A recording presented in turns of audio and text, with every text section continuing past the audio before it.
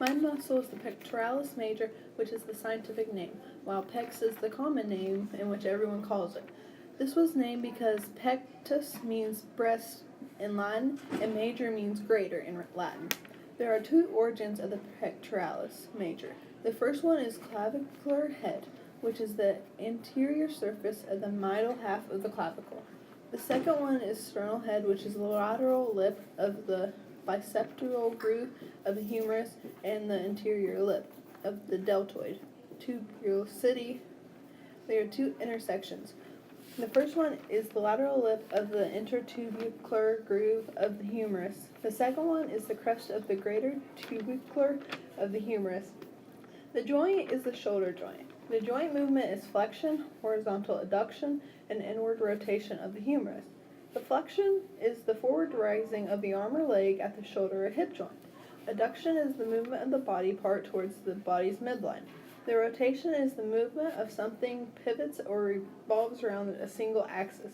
A good exercise to work your pecs is the machine decline press. Scientific name: Latissimus dorsi. Common name: the broadest muscle of the back. How, why, or reason for the name. The Latin word latissimus is the superlative form of latus, which means broad or wide. The Latin word dorsi is the genitive form of dorsum, meaning back. Origin: spinosus process of the vertebrae from T7 to the sacrum, the posterior iliac crest, and the external surfaces of the lower three ribs. Insertion: floor of the intertubercular groove of the humerus. Joint it acts upon. Ball and socket joint are better known as the shoulder joint. Action: medial rotation, adduction, and extension of the humerus.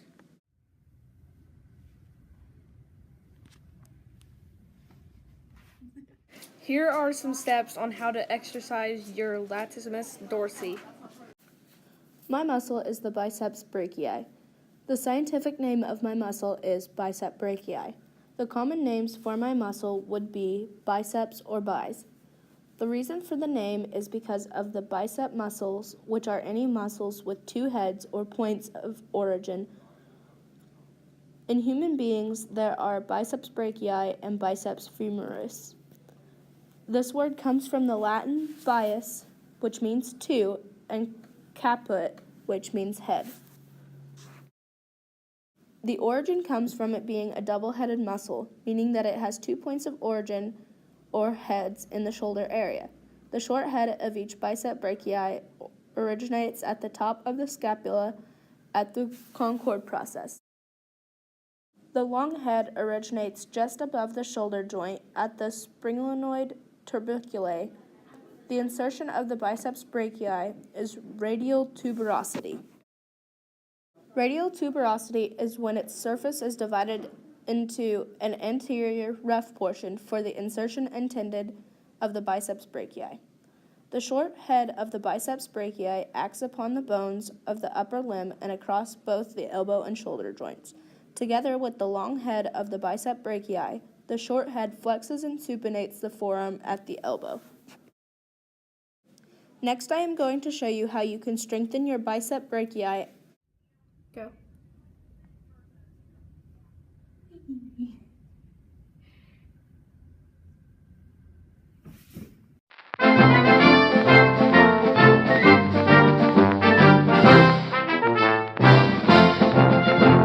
Scientific name of my muscle is gastrocnemius. The common name for the gastrocnemius is the calf muscle. How, why, or reason for the muscle name. It's called the gastrocnemius because it comes from the Greek word gaster, which means belly, and neme, which also means leg. Origin. The gastrocnemius or calf muscle is located with the soleus in the posterior compartment for the lateral condyle of the femur. Insertion. It receives the tendon of the soleus on its deep surface to form the Achilles tendon to attach to the middle of 3 faucets on the posterior surface of the canalius. Joint it acts upon. Plantar flexion of the foot at the ankle assists with the flexion of the leg at the knee. Demonstration of joint movement is plantar flexion. A way to strengthen or rehabilitate your gastrocnemius or calf muscle is standing on the stairs so your heels can drop lower than your toes, keeping the balls of your feet on the stairs, lower your heels as far as you can to the floor, come back, and repeat. Here is a demonstration of this exercise.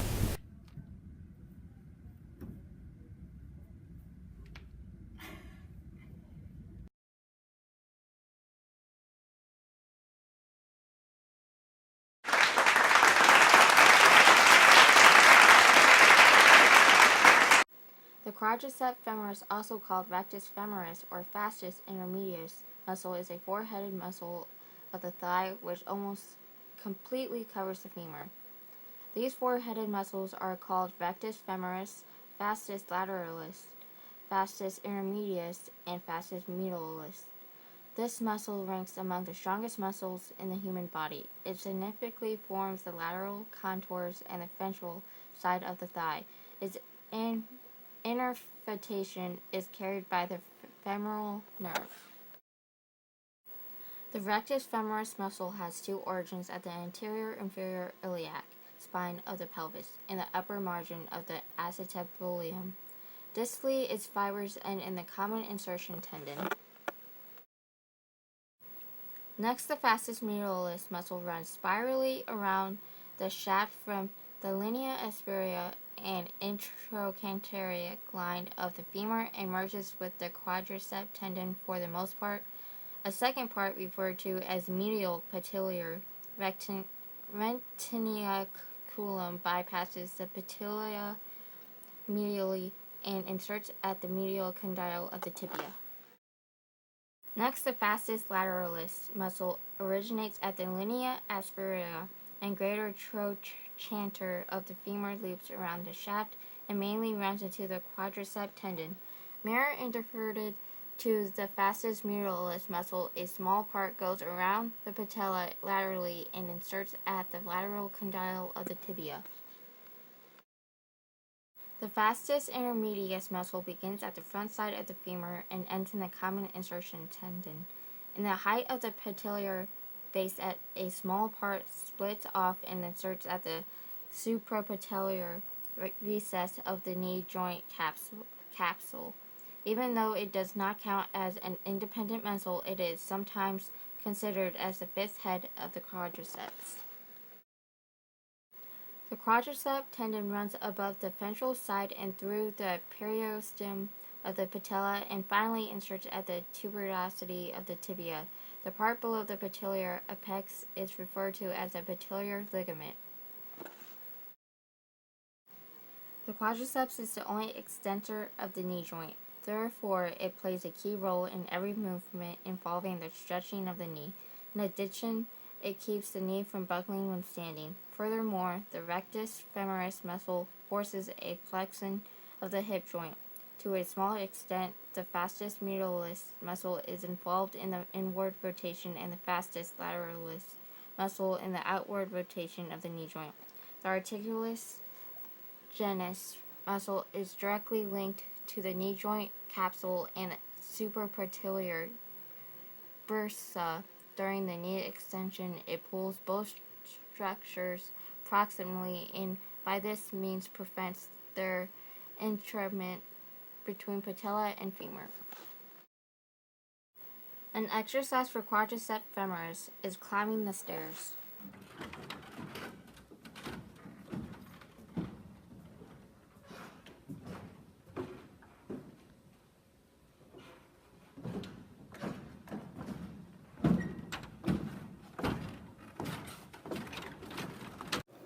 Today I'm going to tell you about the deltoid. The scientific name is deltoid. The common name is shoulder. How or why is it named? The deltoid muscle was named after the Greek letter delta, due to its similar shape they both share. The origin of the delta, the interior border in the upper surface of the lateral third of the clavicle, acromion spinal of the scapula. The intersection of the deltas, the deltoid tuberosity of the humerus, the joint the delta acts upon. Each organ gives rise to its own band of the muscle, lifts within the anterior band, forming the acromion, and the posterior fibers forming at the spine of the scapula. The bands merge together as they approach intersection on point the delta tuberosity of the humerus. The description of the movement: the deltoid is the prime mover of the abduction of the arm, and it is also has depression and elevation.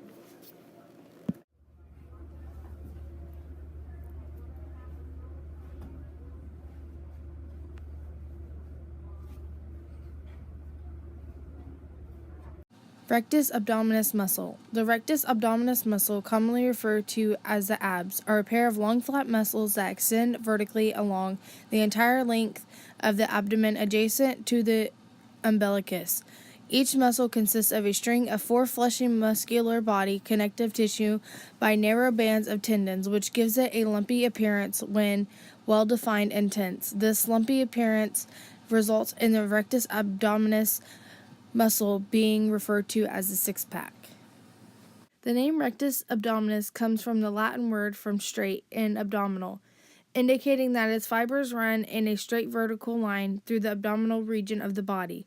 The rectus abdominis has its origins along the superior edge of the pubis bone and the pubic symphysis and the pelvis. Its insertions are at the inferior edges of the costal cartilages of the 5th through 7th rib and at the exphenoid process of the sternum. A covering of connective tissue, also known as the rectus sheath, surrounds the rectus.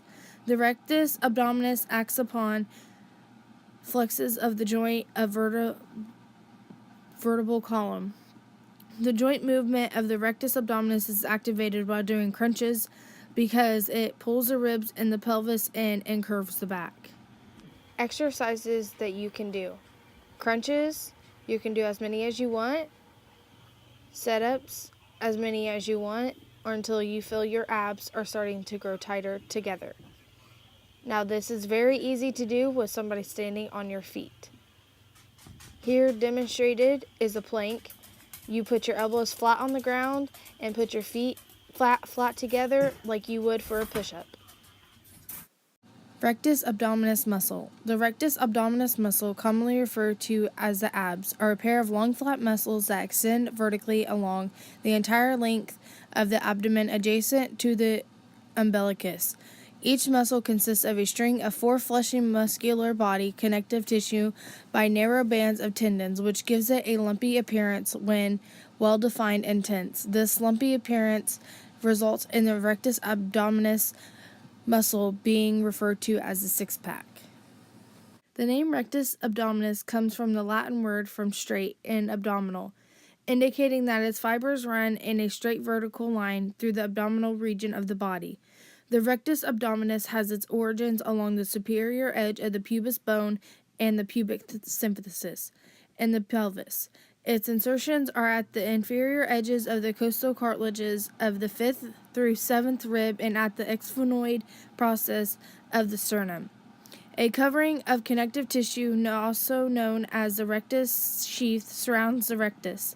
The rectus abdominis acts upon flexes of the joint of vertebral column. The joint movement of the rectus abdominis is activated while doing crunches because it pulls the ribs and the pelvis in and curves the back.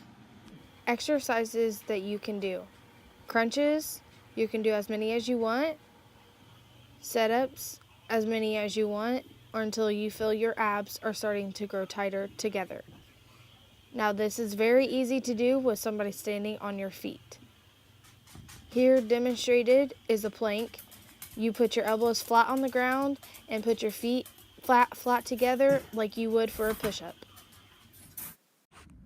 The muscle I was given to research was the sternocleidomastoid. This muscle has a more common name and is also known as the prayer muscle.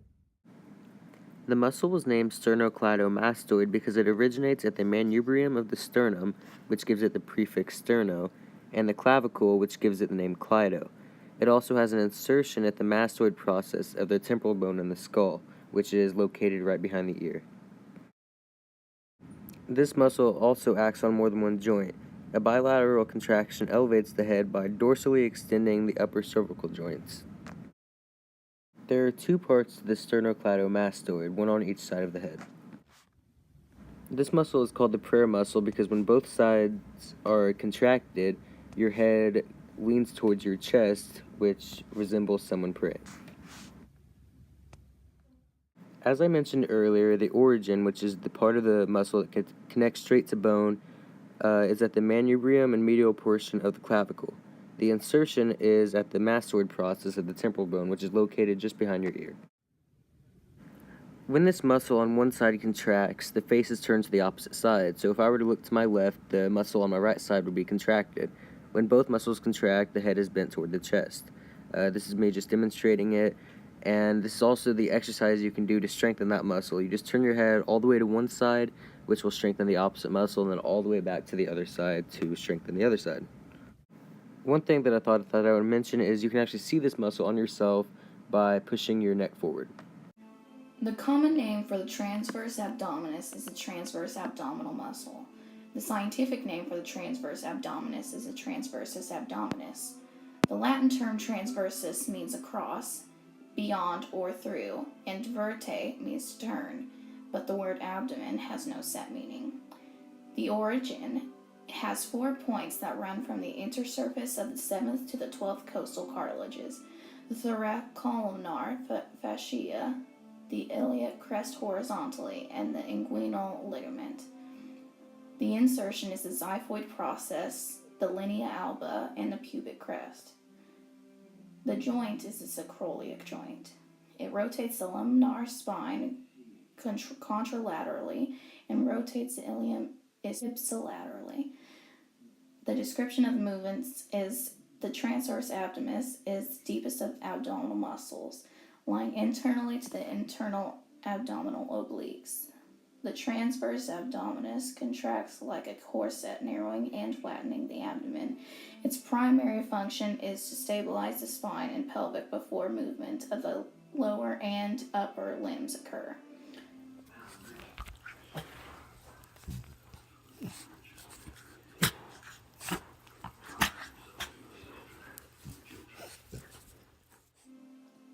Some exercises are flutter kicks and bicycles. My video is about the orbicularis oculi. The scientific name is orbicularis oculi. The common name is the same thing as the scientific name. How or why or the reason for the name is because orbicularis oculi has orbital in its name, and orbital means for the eye. And the muscle is the one that controls the eyelids to make it go up and down. Origin is frontal bone, medial pectoral ligament, and lacrimal bone. Insertion, lateral palpebral raphe. Joints that act upon.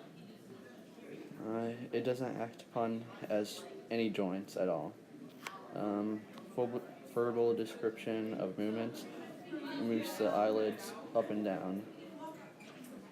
The demonstration of the exercise of this muscle is, since it's a muscle that controls the eyelids, just blinking up and down. My muscle is the biceps brachii. The scientific name of my muscle is bicep brachii. The common names for my muscle would be biceps or bis. The reason for the name is because of the bicep muscles, which are any muscles with 2 heads or points of origin. In human beings, there are biceps brachii and biceps femoris. This word comes from the Latin bius, which means 2, and caput, which means head.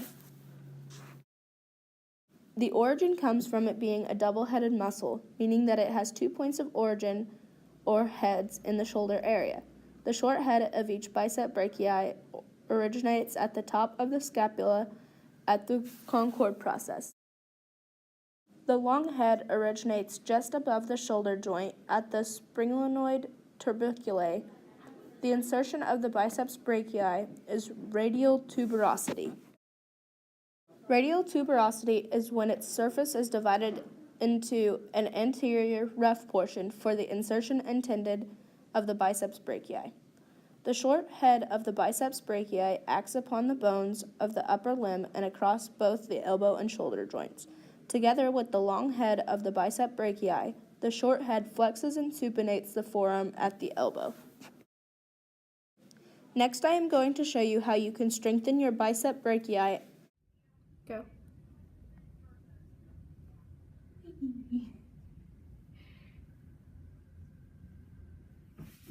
While the biceps crosses both at the shoulder and elbow joints, its main function is at the elbow where it flexes the forearm and supinates the forearm. Both these movements are used when opening a bottle with a corkscrew. First, the biceps unscrews the cork, which is supination. Then it pulls the cork out, which is flexion.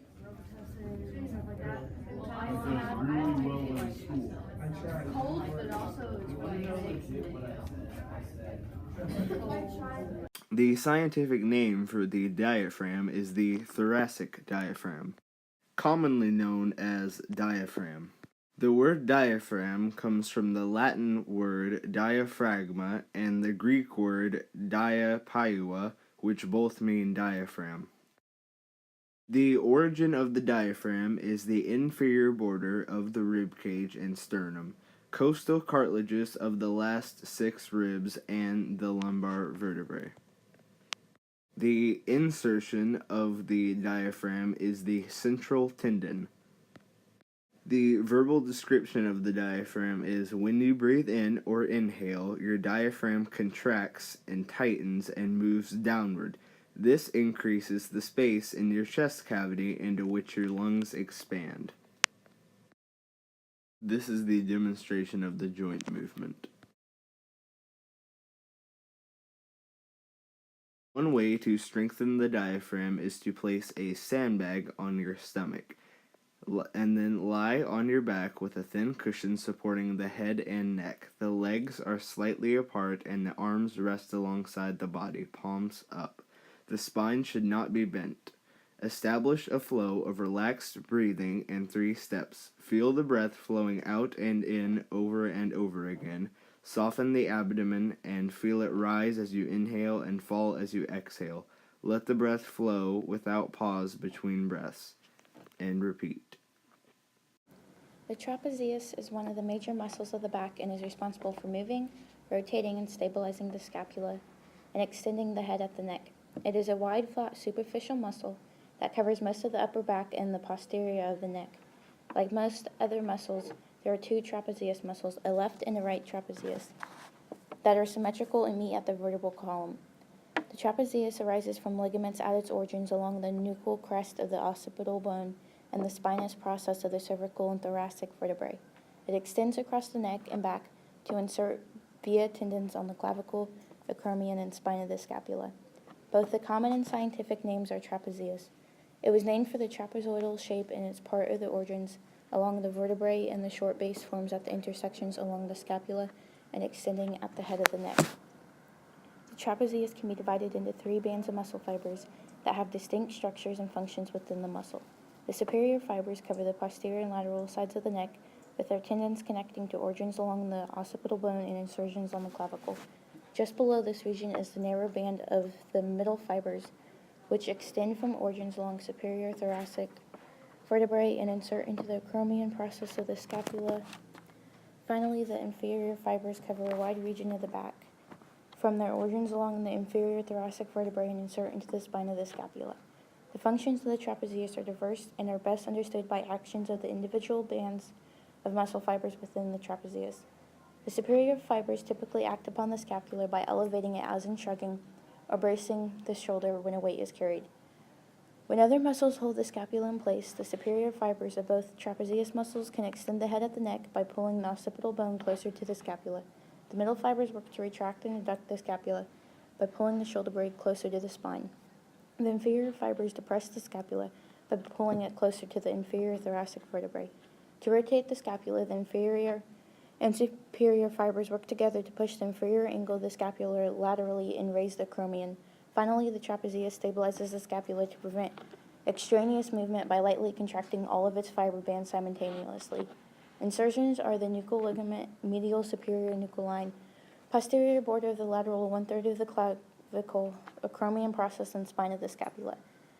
It can be strengthened by performing weighted shrugs. My muscle is the gluteus maximus. The scientific name is gluteus maximus, and the name comes from gluteus, which is Greek for buttocks, and maximus, which is Latin for greatest. The common name is glutes when paired with gluteus medius, because that is the big and small muscles. From a broad area on the posterior surface of the ilium, this muscle has both an upper portion and a lower deep portion. The gluteus maximus is an abductor of the thigh at the hip joint and steadies the pelvis during walking. Movements are external rotation and extension of the hip joint, supports the extended knee through the iliotibial tract, chief anti-gravity muscle on sitting, and abduction of the hip.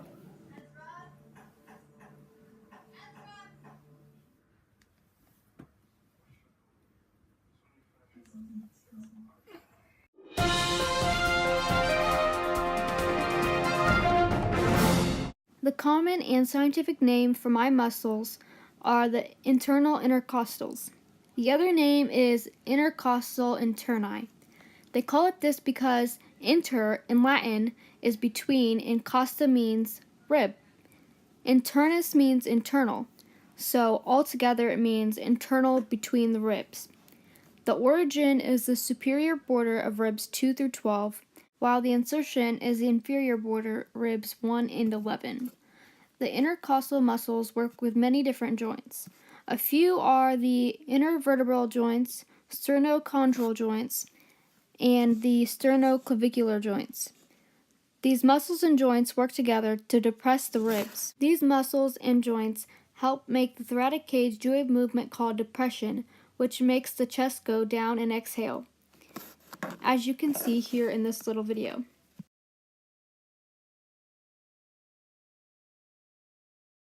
This next little video is how to exercise your intercostal muscles.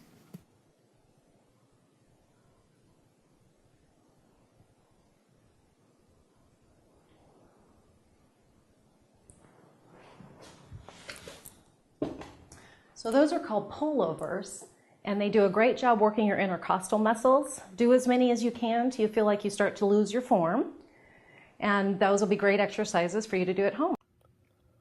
My muscle is the external oblique.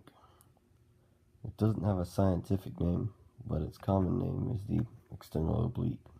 The external oblique get their name from their position in the abdomen, external to the internal abdominal obliques, and from the direction of their fibers, which run diagonally across the sides of the abdomen. The external abdominal obliques have their origins along the lateral ribs 5 through 12 and insertions into the linea alba of the abdomen, the pubis, and the iliac crest of the hip bones. The joint it moves on is the vertebral column. When you bend sideways, one side bends in and the other sticks out. To exercise this muscle, twist or stretch sideways. The scientific name of this muscle is masseter. Masseter has no common name. Masseter gets its name from the Greek word to chew. Its origin is a zygomatic arch and a maxillary process of zygomatic bone. The insertion is an angle in a lateral surface of ramus of mandible. It acts upon the temporomandibular joints. Its actions are elevation, as in closing the mouth, and protrusion of mandible.